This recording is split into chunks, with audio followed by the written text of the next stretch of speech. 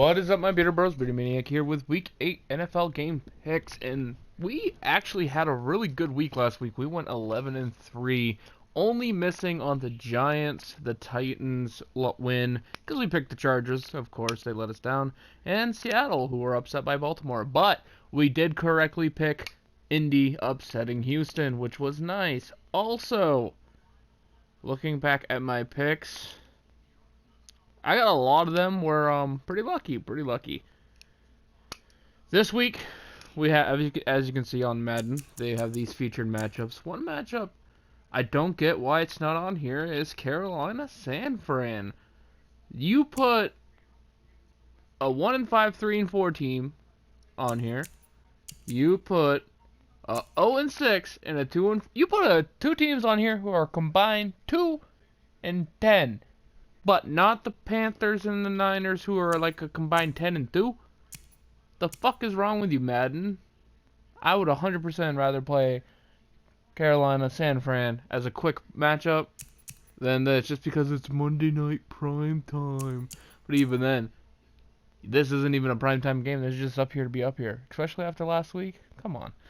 Anyway, we get into the games. We have, I believe, only two teams on bye this week, being Dallas and the Ravens, which is nice. Two teams that, after the last few weeks, deserve some rest. And I believe after this bye week, the Ravens face the Patriots and the Cowboys face the Giants. But we start off with Washington versus Minnesota, with the Kirk Cousins revolution that's been happening lately. 3 straight games playing very well. Thursday Night Football, and Adam Thielen does not look to be playing. The reason why this video is coming out on Thursday, by the way, instead of the usual Wednesday night or Wednesday morning, is with the introduction of the NBA season. I'm still working out some scheduling, and NBA needed to come out first yesterday, so the NFL comes out today. And in this game, I'm picking Minnesota. Washington, although they did battle well and only lost by 9 against San Fran, I think Dalvin Cook is going to tear it up. One thing to watch with Minnesota will be interesting to see, do they trade Kyle Rudolph while his value is still relatively high? Because they could get a decent amount back, and they could maybe plug in some holes they need. I'm picking Minnesota. I think the final score will be 31-13. And then you got Denver at Indianapolis. Indianapolis, I believe, will win this one hands down at home. They did just beat Houston, and Denver did just trade Emmanuel Sanders. Now, I think this one will be closer just because I think the Denver defense and that pass rush poses an interesting challenge for Indy. I think Indy's offensive line will win, but with a pass rush like that, you do have to sometimes devote extra resources. I think this game will be 27-21. And you got Tampa Bay at Tennessee. I'm picking Tampa Bay to win this one. Another team interesting to watch before the trade deadline. Will they trade O.J. Howard or anybody else? Will they trade for talent anywhere else? Because they are a team that is borderline competitive. They just need a few more pieces. Possibly a new quarterback. Because Jameis Winston, I can't trust him. I'm kidding. But they face a Ryan Tannehill-led Tennessee Titans, and I'm picking the Bucs here. I don't know if I trust Ryan Tannehill in that offense. Not so much because of Tannehill. I don't trust the wide receivers of the Tennessee Titans. Derrick Henry should have a decent game in this one, but I'm going with Mike Evans to lead the charge. Tampa Bay wins 26-24. And then you have Arizona and New Orleans. I'm picking New Orleans here. Although Arizona has been competitive, as you can see, they are 3-1. I don't think they win. New Orleans has one of the best defenses in the league. And Drew Brees is trying to play, so that'll be interesting to see how that goes. Although, if Drew Brees isn't 100% but still plays, and Patrick Peterson is completely in rhythm, there's potential for an upset. And final score probably 31-27. And then you have Cincinnati at LA. Cincinnati, I don't think has a chance. The Los Angeles Rams behind. The power of the cup, I think, wins 29-25. Interesting score there. I don't know why I said it. Then you get the New York Jets at the Jacksonville Jaguars. I'm actually picking the Jets in this one. I think Le'Veon Bell is going to have a really good game. And honestly, I like the Jets defense matching up against Gardner Minshew, who has been struggling lately. And I think Sam Darnold bounces back. I think after such a tough loss where he posted one of the lowest quarterback ratings I've ever seen in my life, I think he plays admirably well against the Jacksonville Jaguars defense that did trade away Jalen Ramsey recently.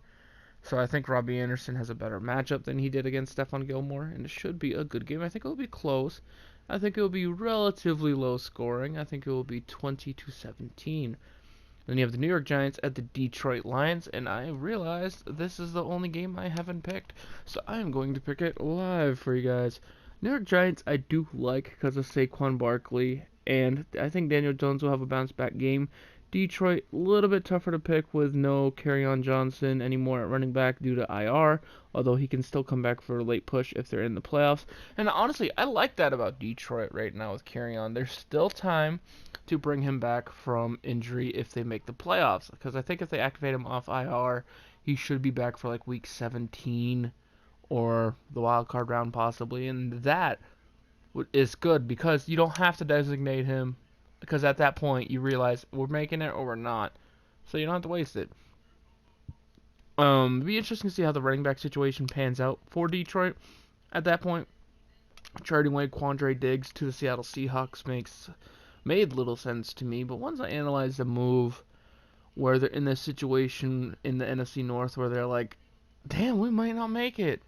They're like, we're going to get what we can now while staying competitive. We're going to be ready for the future. They're not in rebuild mode, but they're ready to build, which is nice. I like it.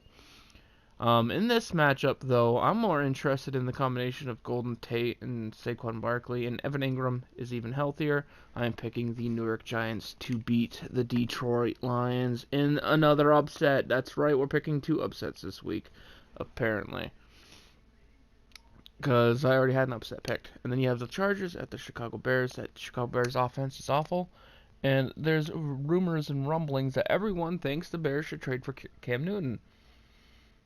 I don't see how you do that with how much you put in Mitch Trubisky. The only way I can realistically see anybody trading, or the Bears trading for Cam Newton, is if they either give up Trubisky or trade Trubisky somewhere else. I don't see how you can trade for Cam Newton and keep Mitch Trubisky.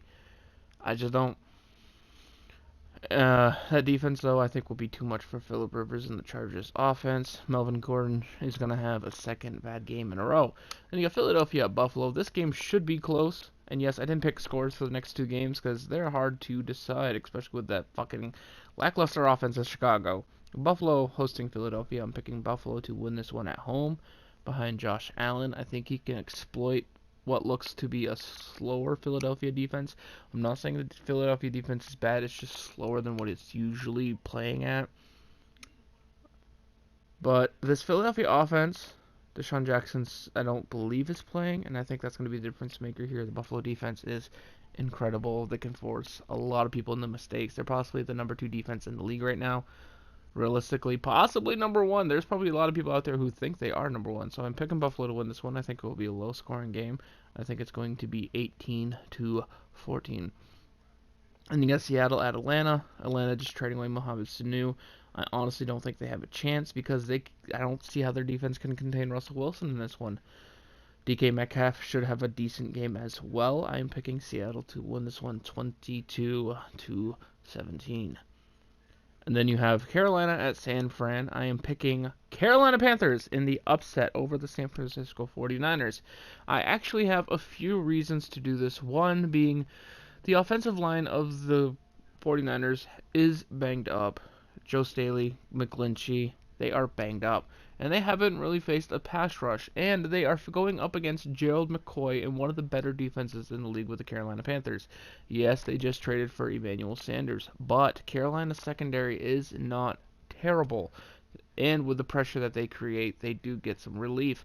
The run game of Breida and Tevin Coleman should be an interesting matchup in this one, but more so I'm looking at Kyle Allen and Christian McCaffrey against the San Francisco 49ers defense. If Carolina utilizes Christian McCaffrey well enough, no matter how much first-round talent you have, San Fran, because one thing that irritates me the most about the NFL is when people say, oh, they have 7 first-rounders on defense. Well, that doesn't fucking mean shit. People get overdrafted all the time. I mean, you think if I signed Jamarcus Russell to my fucking NFL team, they're going to be like, oh my god, he has an additional first-round draft pick on the fucking team. No. So shut up. Stop with that fucking argument. First-round talent does not mean best talent. I'm so sick of it. Look at the Patriots defense, the #1 defense in the league. How many first-rounders are on that defense? Exactly. I'm picking Carolina in the upset behind Christian McCaffrey, but more importantly, behind Greg Olsen. I think Greg Olsen's going to have a good game. Then you got Cleveland at New England.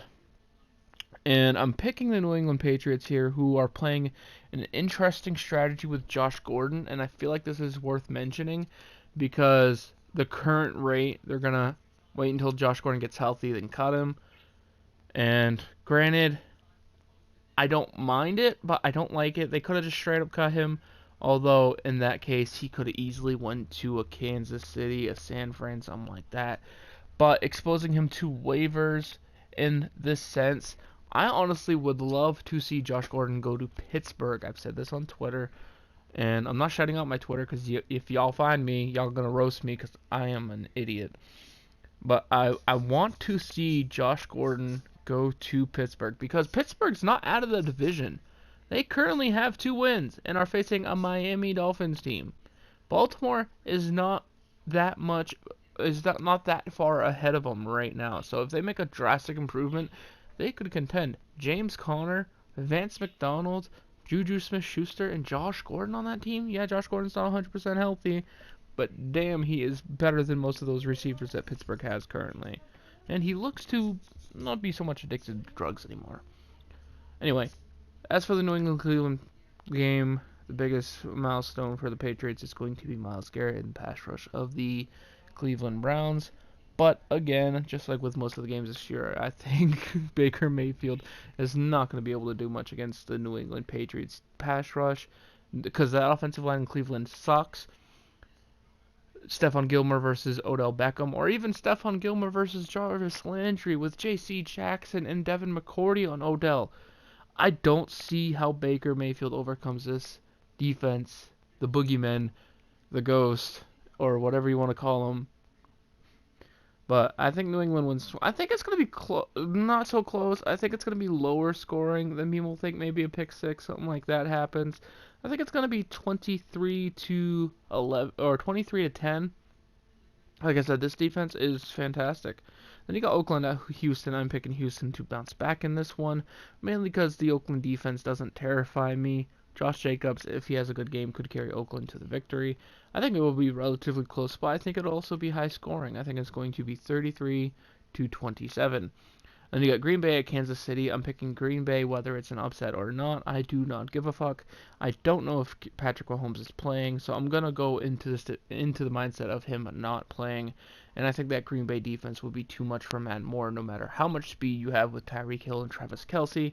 The secondary of the Packers is not a complete pushover like it has been in the past. The offense of the Green Bay Packers, I think, is also dangerous enough to exploit the Kansas City Chiefs defense.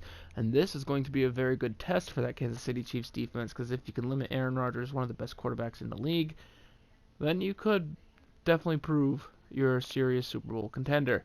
And you have Miami at Pittsburgh. Like I said, Pittsburgh, if New England waives Josh Gordon, I'd be on that fucking waiver wire immediately, because Pittsburgh's one of those teams with 2 wins or less that I think could extremely benefit from a huge big wide receiver like Josh Gordon, especially with that current wide receiver room in Pittsburgh.